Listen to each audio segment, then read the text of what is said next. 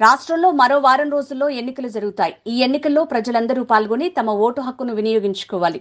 భావితరాల భవిష్యత్తును దృష్టిలో ఉంచుకుని రాష్ట్ర అభివృద్ధికి పాటుపడే నాయకులను ఎన్నుకుంటూ ప్రతి ఒక్కరూ విధిగా ఓటు వేయాలని ప్రముఖ సినీ నటుడు శివాజీ పేర్కొన్నారు. గత 5 సంవత్సరాల కాలంలో రాష్ట్రం అన్ని విధాలుగా నష్టపోయిందని పేర్కొన్న సినీ నటుడు శివాజీ, ఓటేయడానికి రండి, ఓటేయాలా, మంచి వాళ్ళని ఎన్నుకోవాలా, పలానా వాళ్ళకి ఏమని నేను చెప్పను. ఎందుకంటే నా సినిమాలు అందరూ చూడాలి కదా, వద్దు. కాకపోతే ఎవడు అధికారంలో ఉన్నా తప్పు జరిగితే మాత్రం మాట్లాడతా, ఎందుకంటే నేను జనం తరఫున మాట్లాడతా. కాబట్టి ఈ బిర్యానీ పాయింట్ సూపర్ సక్సెస్ అవ్వాలి. మనోడు ఇంకా తిరుపతిలో 4-5 పాయింట్లు, పక్కనే నగిరి రోజా గారి కాన్స్టిట్యున్సీ ఆడవ point, railway Koduru Srinivas point, ఇట్లా మంచి అభివృద్ధి చెందాలని మనస్ఫూర్తిగా కోరుకుంటా ఉన్నా. రేపు 13వ తారీఖు నాడు ఖచ్చితంగా అందరూ ఓటేయండిరా, మీకు దండం పెడతారా. అమ్మ ఒక్క నిమిషం, ఒక గంట స్పెండ్ చేయడానికి సస్తారేమే, నాకు అర్థం కాదు. అది మీ హక్కు, మీ పిల్లల కోసం, వీళ్ళందరి కోసమే మనం ఓటేసేది. ఓటేయటానికి రండి. నేను ఒక్కన బాబోతే ఏమొద్దు అనుకుంటారు. బిర్యానీ పాయింట్కి వచ్చి ఓపెనింగ్కి వచ్చి ఇదేందంటారా? ఇది ఎంత ముఖ్యమో అది కూడా అంతే ముఖ్యం, అర్థం చేసుకోండి. ఈ తరం పిల్లల కోసం మనందరం ఇక్కడ ఇప్పుడు ఉందే. అట్లానే ఈ వ్యాపారం Chickpet Donne biryani super duper hit అవ్వాలి, బాహుబలి అంత హిట్ అవ్వాలి ఈ ఊళ్ళో. సో మనోడు ఇలాంటి పాయింట్లు ఇంకా పెట్టాలని, దినదిన అభివృద్ధి జరగాల.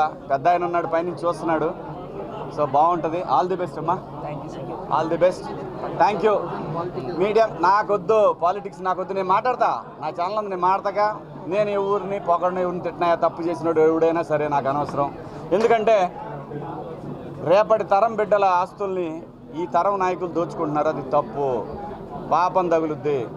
అమ్మ తోడు కర్మ తిరిగి మళ్ళీ వస్తుంది. మనం ఎంతమంది పొట్టలు కొడితే తినడానికి కూడా ఉండదు మనకి. ఎందుకంటే ఏ రోగాలు వస్తాయి, అది నేను అనేది. తినడానికి లక్షల కోట్లు ఉంటుంది, రోగాలు. కర్మ ఎవరిని వదలదయ్యా.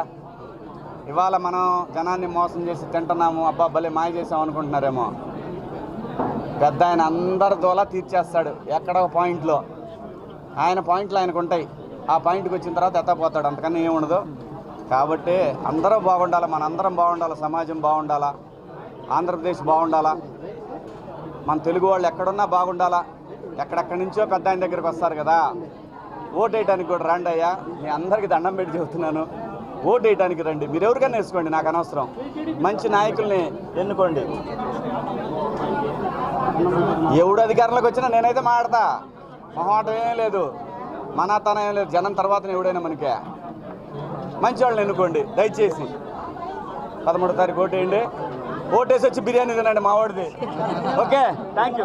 ఎవడు తెలుసు, పబ్లిక్ ఎవడు మాట్లాడేవాడు లేడికి. ఇవ్వాలా ఎవడు మాట్లాడే పరిస్థితి లేదు. అందరికీ భయపడుతున్నారు, ఏ పార్టీ ఉన్నా భయపడుతున్నారు. ఎవడు వీళ్ళు, ఎవడయ్యా జనాన్ని భయపెట్టడానికే? పోలీసు వాళ్ళు భయపెడతారా? తప్పు చేయకుండా ఎందుకు భయపడతాడు? మీకు ఎవరికి తెలియదేమో, పోలీసు వాడి మీద కూడా కేసు పెట్టచ్చు. పోలీస్ స్టేషన్లో కేసు పెట్టకపోతే వాడు ఎస్ఐ అయినా, కానిస్టేబుల్ ఎవడైనా సరే తప్పు చేస్తే మాత్రం పోయి కేసు పెట్టచ్చు. భయపడబాకండి, ఎవడికి భయపడాల్సి. ఈ రోజులో భయపడటం ఏందయ్యా? మనం కట్టే పన్నులతోటి జీతాలు తీసుకుంటా, మనం కట్టే పన్నులతోటి రాజకీయ పదవులు పొందుతా, ప్రభుత్వాలను ఏర్పాటు చేసుకుంటా, మనల్ని ఎవడు భయపెట్టేదే?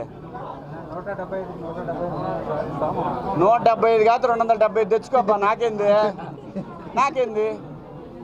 కావాల్సింది జనానికి మంచి పరిపాలన అందిండి ఎవడైనా. లేకపోతే మాట్లాడతా. ఏం చేస్తారు? బాగైతే నా స్థలాలు ఏమైనా ఉంటే లాక్కుంటారు. లాక్కు పెద్ద ఆయన ఉన్నాడుగా, ఆయన ఇంకో రూపంలో నాకు ఇస్తాడు. నేను ఎవరిది లాక్కోలేదు కదా.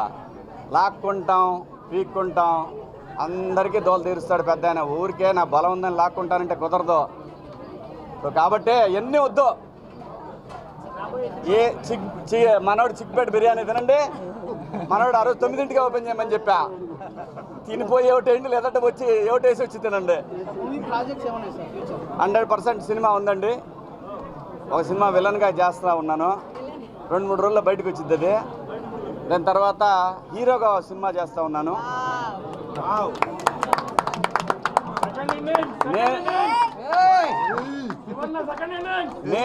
నేను లయ ఇద్దరం కలిసి చేస్తున్నాం